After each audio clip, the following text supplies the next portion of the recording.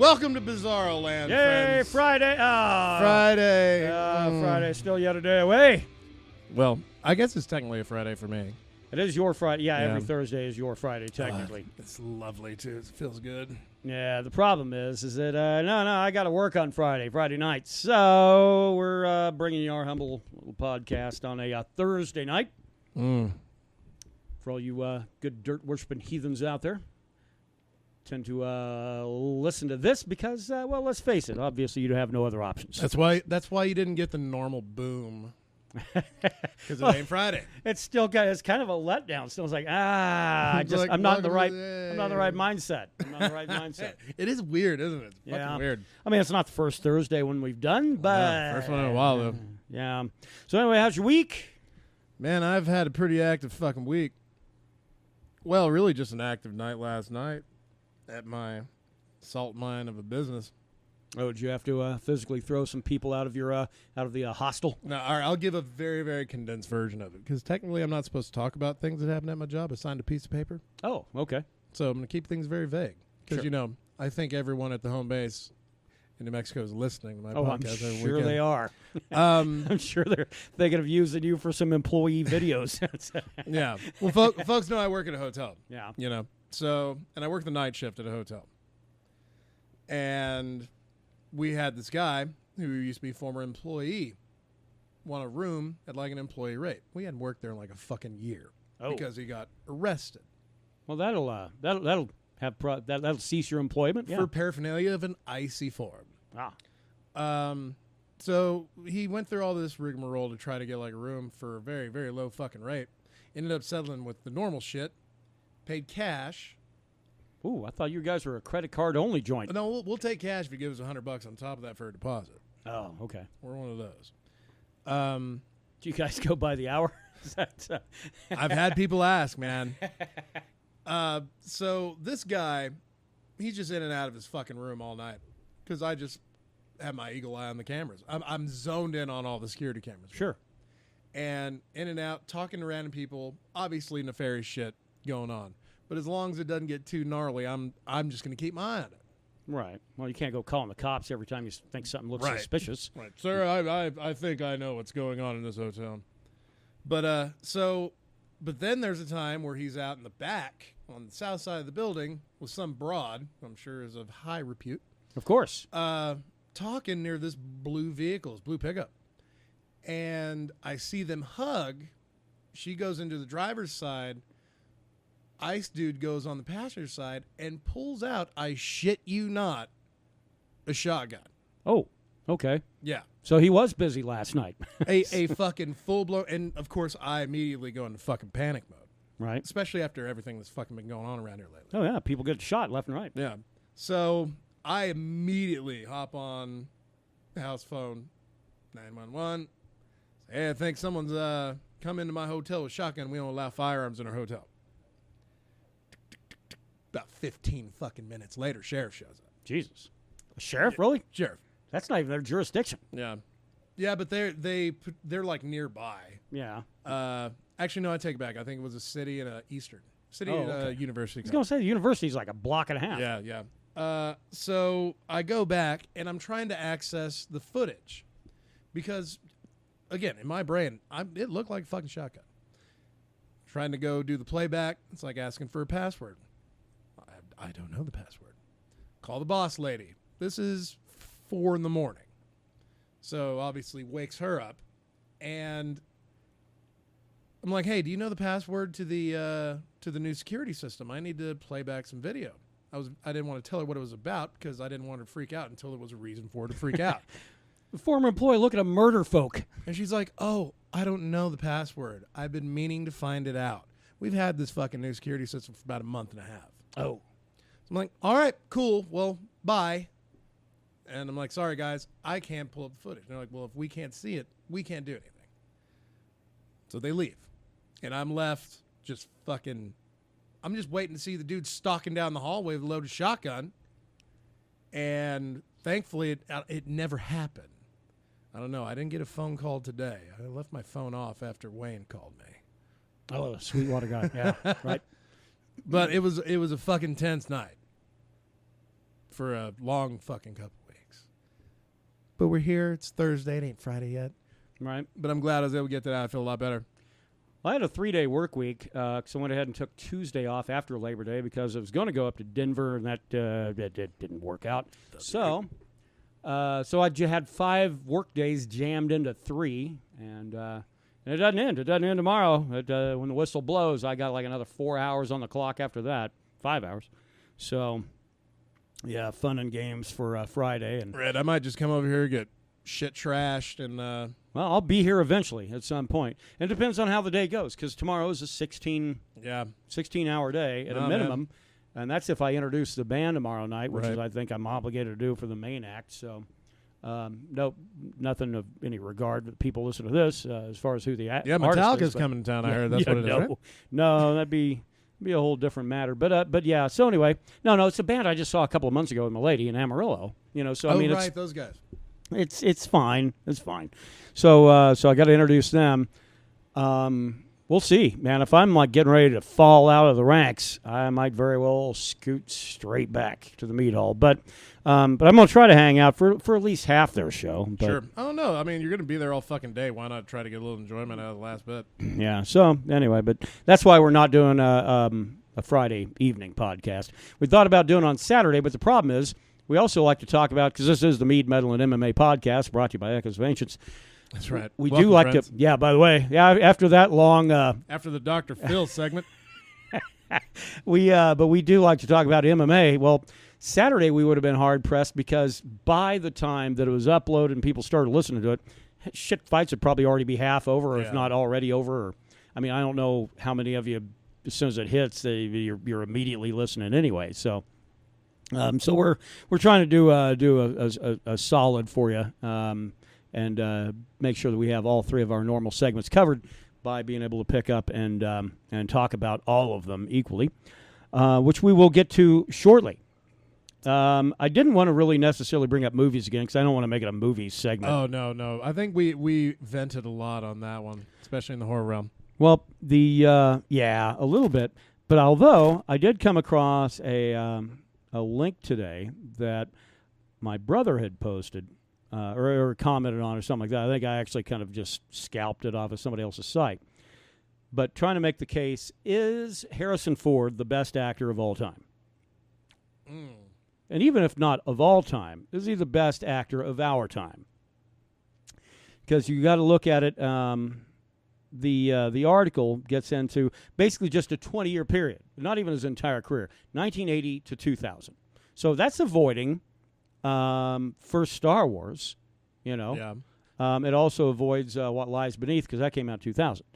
So everything in between, just a quick little rundown of the resume: Empire Strikes Back, Raiders of the Lost Ark, Blade Runner, Return of the Jedi, Indiana Jones, Temple of Doom, Witness, Mosquito Coast, Frantic, Working Girl, Indiana Jones' Last Crusade, Presumed Innocent, Regarding Henry, Patriot Games, The Fugitive, Clear and Present Danger, Sabrina, The Devil's Own, Air Force One, 6 Days, 7 Nights, and Random Hearts. That's not a bad resume. It's not. It isn't. But damn, I don't know, man. That's a pretty high moniker. Best actor of our time? Best actor between the years of 1980 and 2000? Sure. Who else you going to fucking put up there? Brad Pitt? Mark Wahlberg? George Clooney? Well, now, hey, I believe Night of the Roxbury came out in 97. Well, let's not overlook Steve Buscemi's efforts of the same period. Yeah. I don't know. That's really one that requires a bit of thought. Yeah, and I didn't really put it out there of having a meaningful discussion after just kind of launching it. I mean, what about fucking Tom Hanks? Tom Hanks, I think, is also a powerful one. Yeah, over that I mean, same I period. think that would be the battle. Fucking Harrison Ford and Tom Hanks for that. I would era. say Tom Hanks' problem is he doesn't have that many. The volume of 80 to 2000. Yeah, he had some good flicks. The ones he had, though, were fucking ball breaker and awesomeness. Yeah, he... but big. As inevitably happens with all of them, though, is that after they kind of hit their high water mark, they kind of start to tank a little bit after that. Yeah. Tom Hanks has had a real issue of drawing anybody to the box office lately. Yeah, it's kind of tapered off. He has more of that internet popularity now. Yeah. You know? And thankfully not in the way that most other people mean the internet popularity. So, no, that's a different kind of popularity. So, nonetheless, though, that is kind of just something for you to think about. I thought it was an interesting premise. nonetheless, I thought, let's bring that one up on the podcast. So there we go. Mead. Metal, and MMA, unless you got some other stuff. No, Mead. I think we can cover that in about 15 seconds. Green Man is done. It's tasty, and people enjoy it. Yeah, we obviously we kind of reported on it last week. We'd had it bottled. We got those going out to those that support our cause now, and many thanks, everybody. Yeah, we still got a little bit of Runestone hanging around, and not many, like 4 or 5 bottles of that, and we've got about a case and a half of Green Man. So if that's your interest, then let us know. Indeed. I was looking at it today too. I thought, well, I need to make a deposit for the from the donors, and I thought, wait a minute, maybe I'll just go to the store, buy some honey, and we'll get another batch started. That might be the better way to go. Yeah. So that's in and of itself. That's the Mead update this time, just because we're kind of in between batches right now. And for those of you that don't live within the state of New Mexico, I don't really know what to tell you because, man, there are some crazy states with some crazy laws out there. Thankfully, Texas isn't one of them. Colorado's not one of them. But Utah is weird and crazy. That's right. My home state of Indiana is one of the crazier ones after Utah. Just about anywhere else in the nation. So, I mean, and that's not necessarily what we're trying to do anyways, to get out to people outside of the 47th state anyway. Sure. So. I mean, fans in Alaska, just don't worry. We're going to get to you soon. Yeah, maybe. I'm sure they hear that all the time. That's right. We'll get to you soon. All right. So that's the Mead update. The metal update for the week. Oh, man. Maybe we need to start doing shit on a Thursday because there's a lot going on. As far as what, from like this state in history or something? Metal news in general. A big one. Do you remember a dude named Tim Lambesis? He was a band called As I Lay Dying. They were a Christian metal band. No. Well, Christian metal band. That's a very, very important part of this whole story. He served about 2.5 years of a 6-year sentence for trying to hire someone to kill his wife. Is this while he's in a Christian band? Yes. Okay. Yes. That sounds a little more baller than I would expect, but okay. And by the way, the dude is a bodybuilder, a quote bodybuilder, meaning roid man. Oh, okay. So roid rage, maybe? Yes. So apparently now he is trying to revive As I Lay Dying with all new members. So my question is this. The man is paid, I guess he's paid his debt to society. Sure. Do you think he can make a Christian metal band work after doing what he did? Yeah, man. Because you have the folks that go to prison and then they're born again. They see the light. Oh, so that redemption is true. That shit's real. Could be. Wow. Well, I don't know, but I do know it gets motherfuckers off on parole pretty easy. I'm gonna have to start reading that Bible, man. That is one thing they take into account on parole hearings, from what I understand. So, who needs a lawyer when you got the Bible? Well, if you're already in, unless you got something under appeal, a lawyer isn't going to do two shits for you anyway. Church. So. Apparently, there's a video of kids recreating some songs from Van Halen's debut album using their exact equipment. Not their exact instruments, but same shit they used. Okay. Might have to check that out after we wrap up here. You mean they're using the same gear? Yeah, basically the same equipment, just not their shit. Like same setup. Same riff, same no. riff. I mean they're basically going out and they're picking up It's fucking kids, man. In the 80s, you didn't see 8-year-olds shredding on guitars. Yeah, no, that's an affluent base. They've got videos of those little assholes all over. Well, I shouldn't call them assholes, but their parents are affluent. They have 6-digit jobs. They make a lot of bank, and what they do is they want their kids to have the best of everything. So then they dump in, $4, $5, $6 grand on a rig for a kid that that probably might have a passing interest, and then hopefully or be that fucking catches on. savant. Yeah. Oh man. This is great for all of our friends in Calgary. One friend I can think of. So, they apparently put up a list: signs of a child being a part of a hate group. Okay. A child in a hate group. Yes. Okay. And I'm sure, if this works in Canada, it might work here. Okay, right. Sudden lack of interest in school, adopting new groups of friends, and staying out late without any explanation. Oh, shit, I might be in a hate group. Violence or secretive behavior, overt hostility to parents and family, disobedience or rudeness, racist graffiti drawings and doodling, playing loud, heavy music with violent lyrics. Like 90% of those were what they had used to send home with like notes to parents when I was going to school back in like the 80s for like the kids times. Signs your kids are on drugs. That's what that was. I mean, sounds like racist doodling. So you think they just scraped out drugs and put hate group? I think so. And you know what the funny thing is? Everything below that are like might be signs. Like right below it is stereotyping and scapegoating of certain groups, name-calling, racial and religious slurs in conversation at all times. Okay, well, where you halted, I thought was in the list, but yeah. Yeah, but like right below there's like 5 more that are valid. It sounds like they borrowed heavily from Dare, however. Yeah, this is like a list of the 80s. All right, moving to the next one. This one's funny. And credit to Aaron Lambert. He's he writes an opinion column for Metal Injection. And he brought this to my attention today. Okay, and I got excited because I thought, so Electric Wizard going to be putting out a new record. But he linked to metalsucks.net. Now, for those of you that have been to metalsucks.net, they're fine. They're kind of a metal site, I suppose. Almost seem like a metal parody. Kind of. I never dug the name. They want to make it more about themselves than any of the content. Yeah, it's like hipster metal website. That kind of sums it up. Well, so anyway, the writer of this, a fellow by the name of Axel Rosenberg on metalsucks.net, puts in the headline, Electric Wizard announced new album, Wizard Bloody Wizard. And he goes through it, okay, what it's about, blah, blah, blah. The album's going to be out November 10th, hopefully a single. Yeah. Pre-orders go live tomorrow. Now, here's where it annoys me immediately. It says, till we know more, I'll give you a topic to discuss amongst yourselves. Is the album's title meant to be an homage to Scream Bloody Gore or Roots Bloody Roots?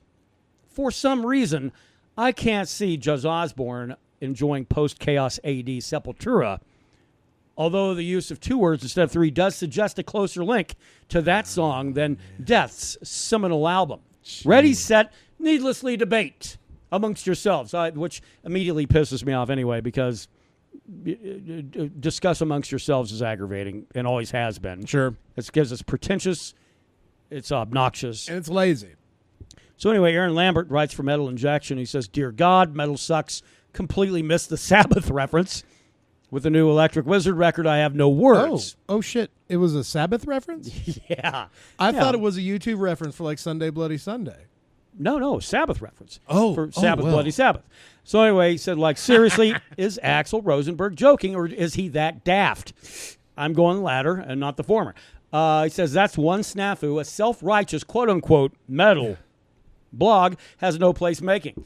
And Aaron Lambert's right. And Metal Sucks is, I guess the name is, it's not just a clever play on words. Yeah, I mean, even me, facetious comments aside, that's ridiculous. Yeah, if that's what you're doing, if that's your gig, I know we cover like 3 topics all the time. Well, we cover 3 topics and then something else generally. Yeah. But we try not to be egregiously wrong on any of the stuff we're trying to represent. We try to do a little bit of fucking homework. So for and then by the way, then after that, then they did end up putting in a Axel from Metal Sucks did end up putting in the disclaimer on that, noting that he was wrong. Let me see it. I think I just kind of wiped out my bookmark I had on it, but it is it's a little bit disturbing because then he goes back onto that same website and puts down in bold at the very bottom, update. Oh, right. It's a Sabbath, Bloody Sabbath reference. Sorry, nobody's perfect. Well, maybe find something else to write about. You don't have to be perfect to fucking be observant. Maybe you can be a contributor to Family Circle or something. Oh man, the religious column on the opinion section. Shit. But obviously, clearly wrong and egregiously so. And really, all this just helps out Electric Wizard. Really does. Well, I got to looking at it. The very first thing I had, and mine was, number one, you got to be shitting me. My number two was, hey, they got a new record coming out November 10th. Right there on that Friday. And I'm taking a personal day that day, so guess who's going to be sitting around listening to Electric Wizard that day? Well, I'll tell you what, I certainly might want to pre-order that fucking album just based on their ability to call out Metal Sucks for being stupid. Jeez. Mm-hmm. So, anyway, so if you're looking for accurate information, do go to Metal Injection. Yeah. Do not go to Metal Sucks. And if you want to go to something more mainstream, check out Loudwire. I mean... Yeah, no, Loudwire's they've never steered us wrong. So. Yeah. I mean, they chat with everyone from Jason Newsted to apparently fucking Nickelback. Right. Metal Injection is going to be a little bit more your more fringy, kind of heavier kind of stuff. So, all right, that's all I've got for metal this week. What else you got, sir? One more neat little thing. Tyrion Lannister. Peter Dinklage? My dog, the Dink. You think that's his nickname?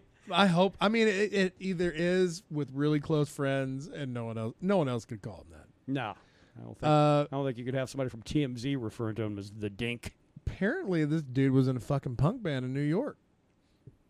Back in the day, as they say. On Metal Injection, doesn't give a date. But well, you'd have to assume it's pre-Game of Thrones. Oh, right? yeah, no, absolutely. I'm going to say this is like early 90s. Yeah. Just based on the pictures and the style. But he was in a punk funk rap band called Wizzy. A punk funk rock band. Yeah, apparently he has a scar running from his neck to his eyebrow. Yeah. Well, he got that at the Battle of Blackwater Bay. Yeah. I'm sorry, that's a Game of Thrones reference. But it's the exact same fucking scar. It doesn't go all the way down to the neck, maybe, but apparently he got John Jones kneed right in the temple during a concert and just bled everywhere. Grabbed a shitty bar napkin and just dabbed on it and kept on rocking. As you do if you're a rock star. And there are pictures. I suggest you guys go check them out because this would be a band I would like to have seen if I wasn't 9. Now, you know what? Now that you mention, I do think I remember he was on Saturday Night Live, and I think they actually did some kind of a photo, some flash from the past or something like that. Really? Yeah, that's fucking awesome.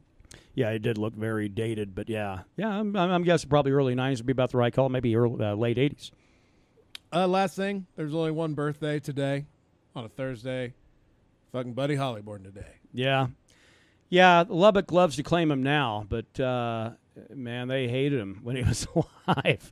Yeah. They don't want you to know that either. Lubbock Chamber of Commerce does not want you to know. And Lubbock loves him even more when Paul McCartney is in town and does a tribute to him. They lost their shit. Yeah. Oh, no, I bet. Yeah. Which, I mean, I thought it was cool because I'm not from fucking Lubbock. You got Sir Paul doing a Local Boys song. Yeah, it was really cool. He did like a 3-song medley. Fucking Peggy Sue...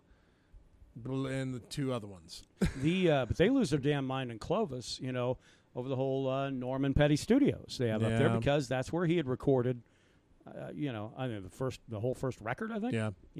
The reason why he did is because there's nobody in Lubbock, Texas who would touch his stuff.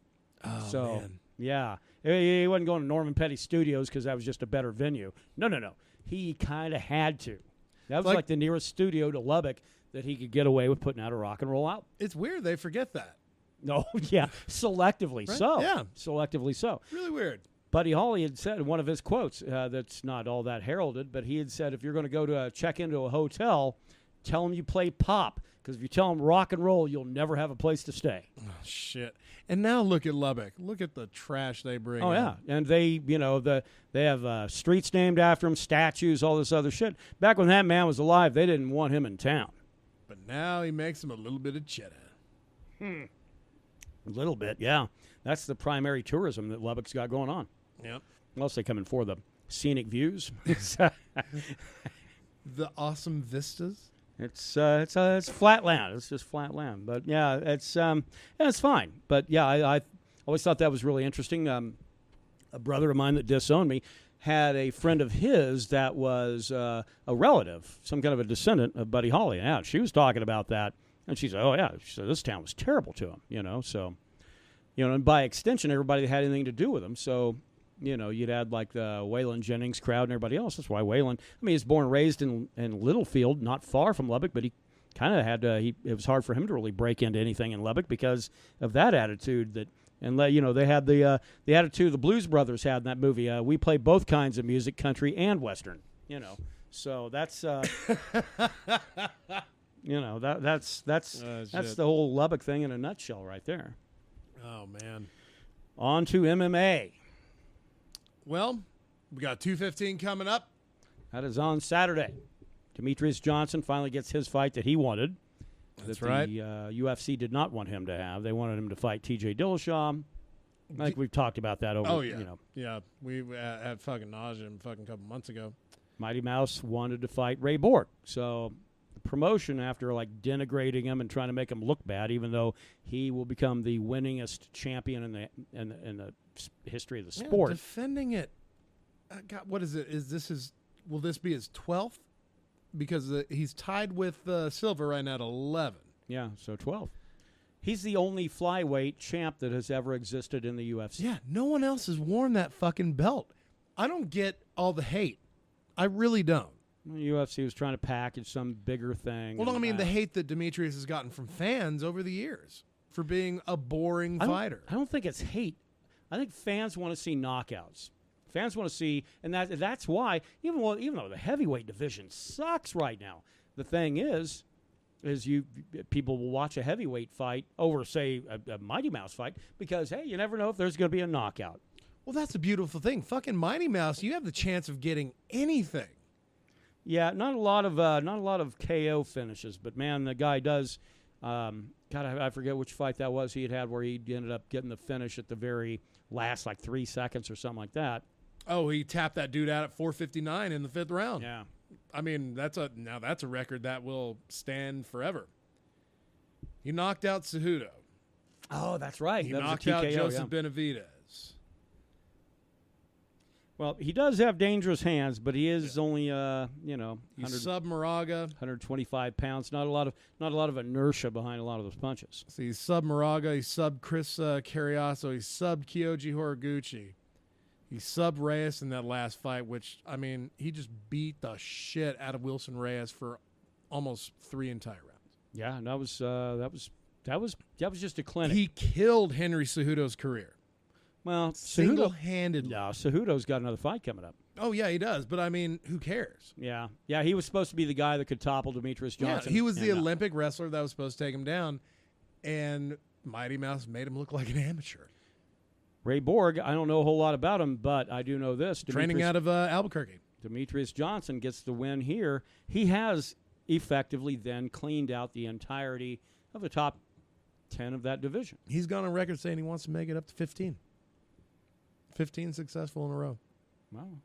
I mean, if the promotion goes along with it, but at some point you're going to start. The pool is not that deep at 125. In this day and age, in any weight class, you're not going to see someone successfully defend a belt a dozen times. You're just not right now. Yeah.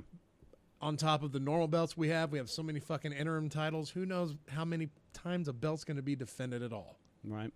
No, because I mean, once somebody is the champion, trust me, they're not going to fight that first year. Right. Because the endorsement deals are so lucrative. Because that's the one thing that's outside of that Reebok contract. Yeah. Is that champions, well, actually anybody can go out and get endorsement deals and therefore pad their bank account. That generally pays more than the fights do themselves. Well, but the thing is, I mean, who's really wanting to jump on board with sponsoring somebody that's not a champion? Sure. I bet Mighty Mouse makes more streaming on Twitch than he does in the UFC on an annual basis. That guy is a big video gamer. That's for sure. But here's the big question about the Ray Borg fight, and then we'll get to picks, and there's something else I'd like to talk about. Ray Borg in the last 4 fights, he's missed weight twice. Okay. This is for a title fight. That dude is a 1/10 of a pound overweight. That's it.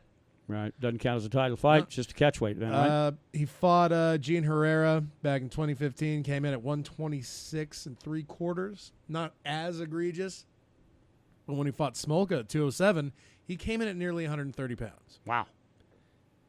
Made weight against Formiga in March. It's a big question mark. That could totally derail everything. Well, that's weird then, because Demetrius Johnson's argument was he didn't want to fight T.J. Dillashaw because he said that he didn't know that T.J. Dillashaw could make weight. Well, apparently Ray Borg apparently can't make weight regularly either. And there's fucking proof he can. I mean, there's proof he can, but he's a crapshoot. And he could derail Mighty Mouse's whole campaign. Yeah. And then who's going to give a shit? Right. Nobody. Outside of the vicious beating Ray Borg is about to receive on Saturday. Yeah, and I think that's right. I don't really see any way that Borg makes weight for one, and then goes in and ends up bringing an end to the reign of Demetrius Johnson. If he makes weight after that first round, I mean, I'll give him 2 rounds of tank. But it seems like weight cuts are a big problem for him. However, his ground game is pretty dope. But there's not a plus you can say about Ray Borg that Mighty Mouse doesn't have a bigger one. Right. And Mighty Mouse's tank, we've seen that guy go full 5 rounds, and he's the same in round 5 as he is in round 3. He should have fucking defended against Tim Elliott again. Just taking that fucking weird fight again, because Tim Elliott gave him some problems. Sure. And it might have just been that big question mark of like, well, this guy won a TV show, and now I got to fight him. Right. I mean, and Demetrius isn't going to go out of his way to try to fight against a guy that he had issues with in the past. So, do you think he fights Dillashaw? Well, Dillashaw and Garbrandt are fighting at 217. Yeah, that one's already off the books. I mean, yeah. he gets the record with a win on Saturday. At that point, who knows what happens? What about this, man? Say Dillashaw, which I kind of hope he fucking destroys Garbrandt. Dillashaw's got the 135. Fucking Mighty Mouse has 125. You have a fucking unification fight. No, you can't really do that. No. You have a unification fight, dissolve 125, move all those fuckers up to 135. Just get rid of 125 altogether. And that's what the promotions want to do anyway. If Ray Borg gets defeated, I mean, there's just not a whole lot else. There's not a lot of people you can bring in to fight Mighty Mouse. Yeah. No, it's a case in point that the UFC made too many belts. You know, you don't have a lot of guys at 125. Well, you do. Well, you did. If Mighty Mouse wasn't in that division, John Dodson would probably be reigning supreme, fighting Benavidez every once in a while. Yeah, or Ian McCall. Yeah, you know. Yeah. No, that's a good point. But I mean, that's one that they need to get rid of. Just like they needed to introduce women at 125, because that 115 to 135 is just way too much of a chasm. Right. And Joanna is basically the Mighty Mouse of that division. So.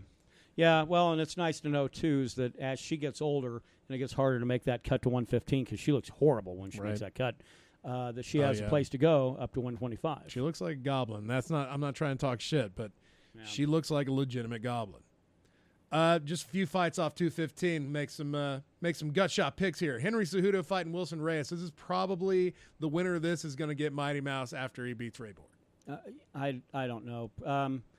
Reyes didn't have any answers for Johnson, but Cejudo's a whole different cat. I like Reyes in that fight, probably. I like Reyes by a pretty jarring knockout. I actually like Reyes by a decision. I just think there's not enough inertia at that weight class. But I don't know. Reyes is known to knock fools out. Yeah. And Cejudo, after that Mighty Mouse fight, he's pretty susceptible to that.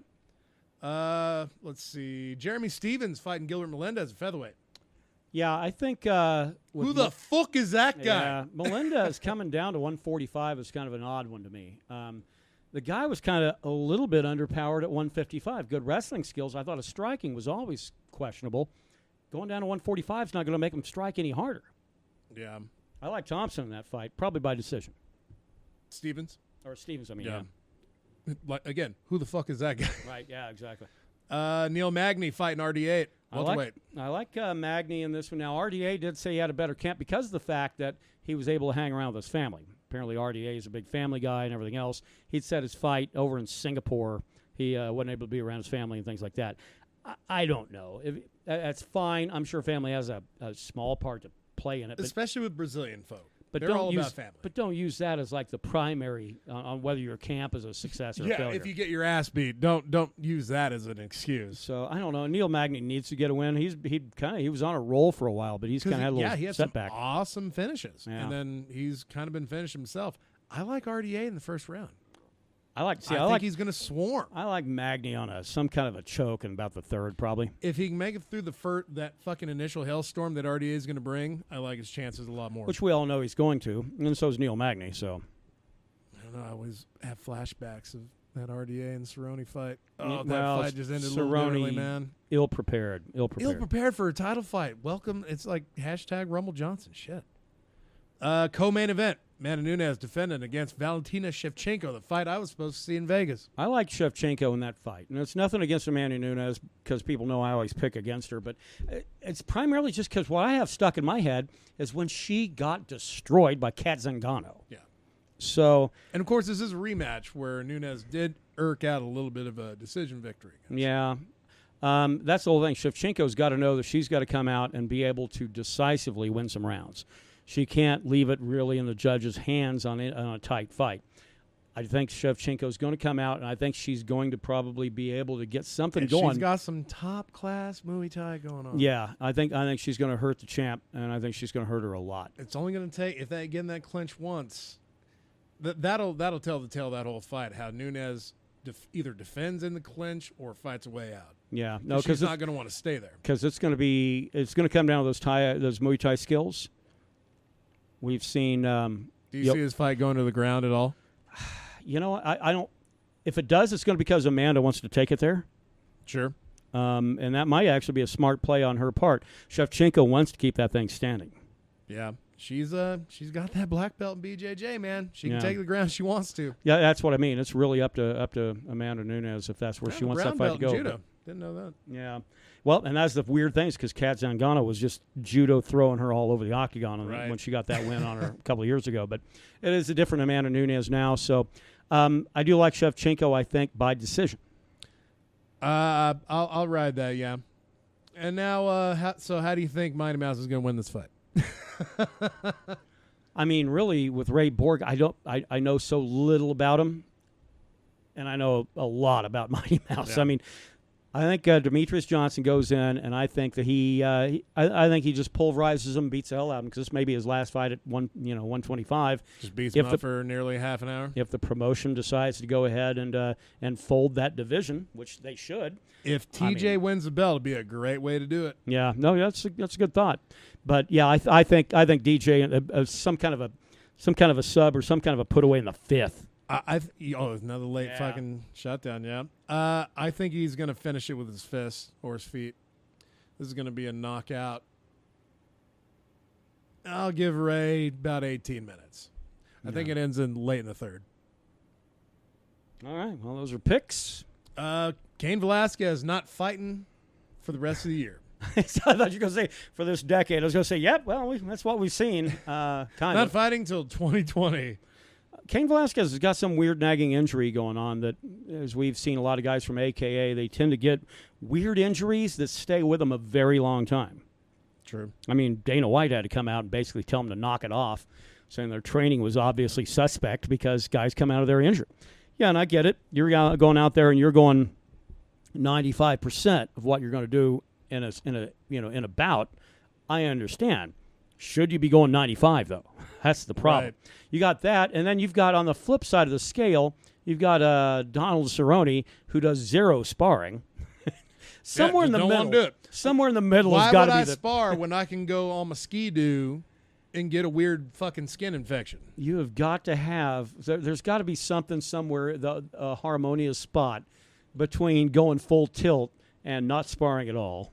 Somewhere. There has to be a happy medium, yeah. There's got to be a common ground. And I think Velasquez, I think it's probably still that, I think there's a back injury he'd had, a knee injury as well. And I think those are the things that are going to nag him. And if he's waiting to get to 100%, he's going to have to face facts. He's never going to be at 100%. No, he'll never be the same fighter he was when he was champ. It's just not going to happen. Yeah. Fabricio Verdum changed him. He did. And I think he got changed by Stipe. Yeah.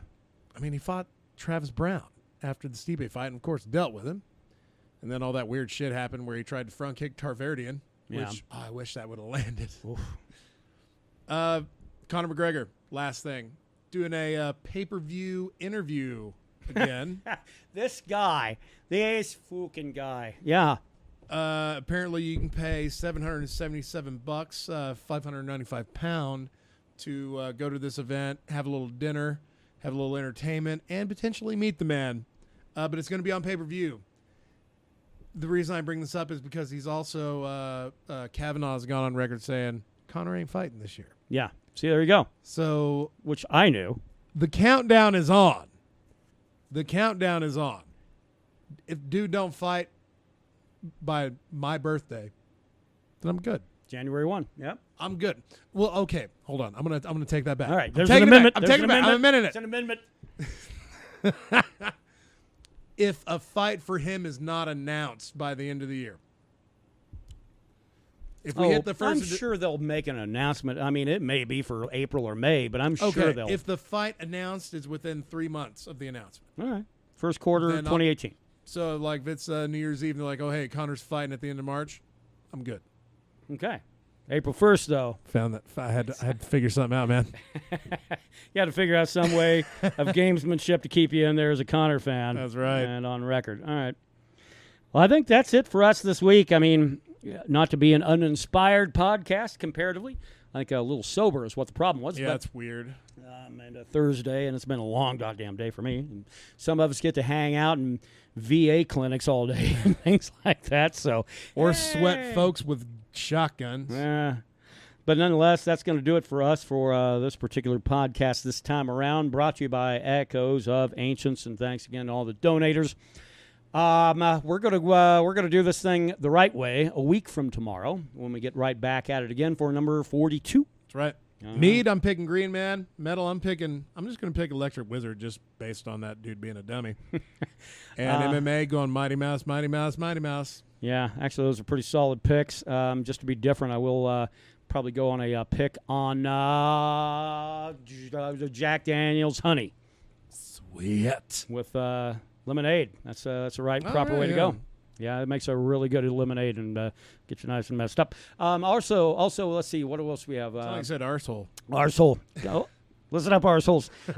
The metal side of it, I'm gonna go Sabbath only because the Electric Wizard thing. That's right. Oh, fuck, man. I need to hop on Flea Flicker and get all my Tampa Bay players off my fucking team. They ain't playing this week. That's right. Shit. Well, gotta obviously, we have no fantasy league for us, so there's that. And then, let's see, MMA. Mighty Mouse. Got to be the pick. Got to be the pick. All right, friends. Enjoy football starts tonight. Enjoy it. Indeed. Enjoy 215. Getting out with Moonstar, for whom the bell tolls. Great cover. Take care. Don't do anything Brandon would do. And, Certainly don't do that. See you again next week, friends.